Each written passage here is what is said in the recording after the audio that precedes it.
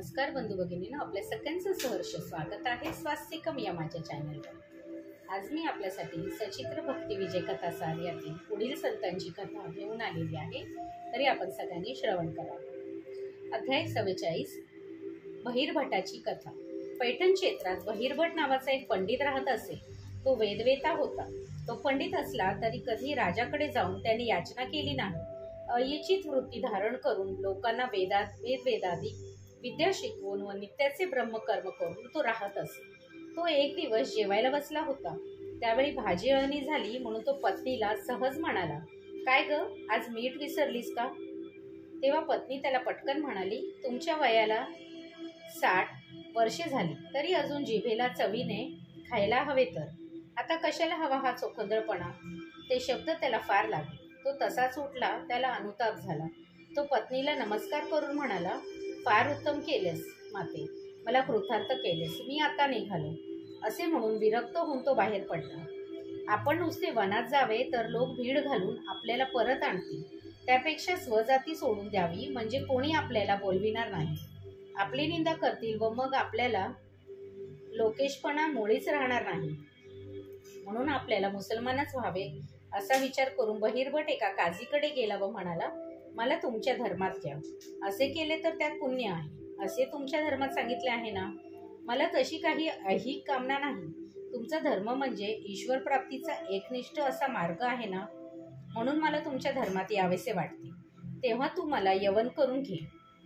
जेव्हा पैठणमध्ये बहिर्भट मुसलमान झाल्याची वार्ता पसरली तेव्हा सर्वत्र ब्राह्मण वर्ग हाय हाय करू लागला।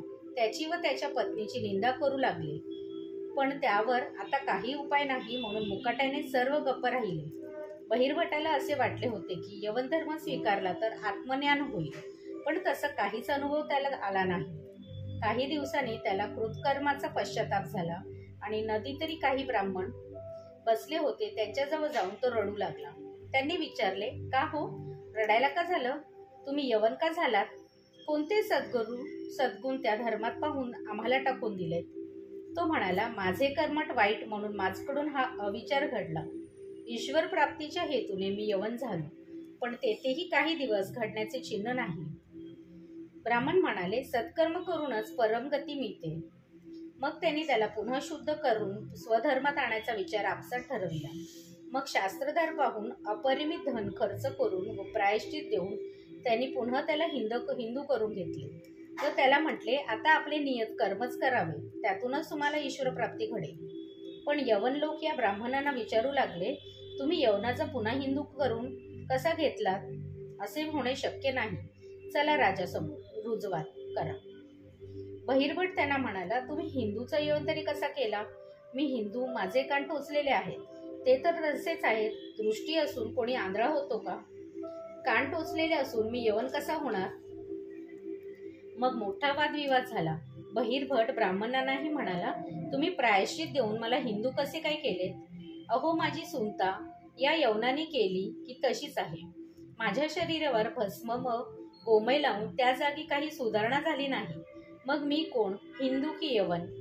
मला ब्राह्मणही म्हणता येणार नाही व कान टोचलेले आहेत त्यामुळे यवनही म्हणता येणार नाही।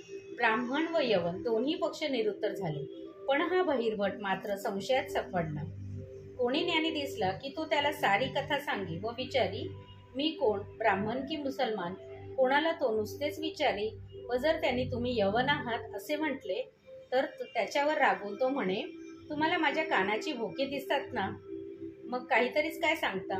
कोणी म्हटले की तुम्ही तर शुद्ध ब्राह्मण, तर हा आपले वस्त्र बाजूला करून सुनता केलेली निर्लज्जपणे दाखवे आणि त्याला म्हणे, माझी तर सुनता झालेली आहे, मग सांगा मी यवन आहे की हिंदू? असे ज्याला त्याला विचारायचे वेडच बहिर्भटाला लागले। त्याचा संशय दूर करणारा कोणी त्याला भेटत नव्हता। पण पुढे तो हिंडत वडवाळ मुक्कामी आला। तेथे नागनाथ नावाचे सिद्ध राहत असे। ते तेथे एक समाधी बांधत होते। त्यासाठी दगड आणायला त्यांनी सरकांड्याची गाडी बनवली होती व तीवर मोठमोठे दगड ठेवून गाडीला माकडे जुंपली होती। हे विचित्र कृत्य पाहून बहिर्भटाला वाटले की हा सिद्ध माझा संशय दूर करेल। त्याने त्याच्यासमोर जाऊन विचारले, स्वामी, मी कोण, हिंदू की यवन?